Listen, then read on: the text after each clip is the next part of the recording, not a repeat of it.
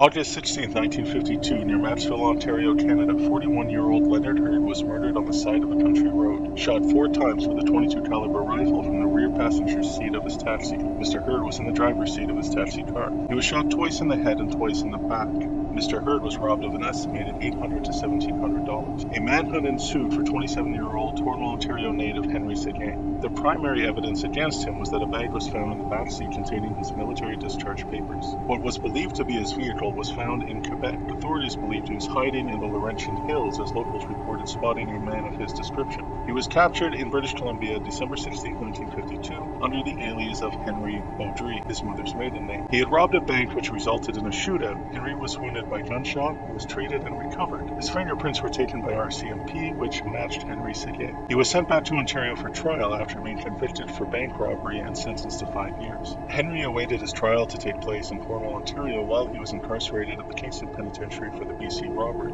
During his time at Kingston Pen, he was a suspect in a plot to poison the food of a correctional officer. The matter was investigated, with numerous suspected plotters interviewed and searched. No poison was ever found. Henry Seguin was tried in Cornwall in 1953, receiving the penalty of death by a jury. Henry pleaded innocent until the very end. On January 18, 1954, while at the Cornwall jail awaiting his execution, which was to take place at 12:01 a.m. January 19th, he mysteriously died an hour before his scheduled execution. Father Villeneuve attended his death cell around 10:15 p.m. on January 18th to give Henry a letter from his sister and to receive a 32-page letter from Henry for his sister. Henry looked ill as he read the letter. He then started having convulsions. He began sobbing and crying. He then lay on his stomach and placed a towel over his head and became silent, only making strange sounds. He was declared deceased at 11:15 p.m., just 45 minutes before he was scheduled to be executed in the jail yard. The scaffold was built and his grave was dug. It was discovered that he used cyanide. A capsule was found in his cell and a vial of glass in his mouth. It was determined that he had been keeping this capsule with him for at least 3 to 6 months. It is believed he made the capsule himself at Kingston Penitentiary and sourced the cyanide at the institution. Henry often took periods of fasting, had bowel issues, often needing enemas which were conducted in his cell. His bowel health decline in periods of fasting was due to the prolonged period of keeping the capsule in his rectum. This is not the end of Henry's story. In 1955, the bones of Fred and Jean Labrie were discovered in a farmer's field near Kamloops, British Columbia, Canada.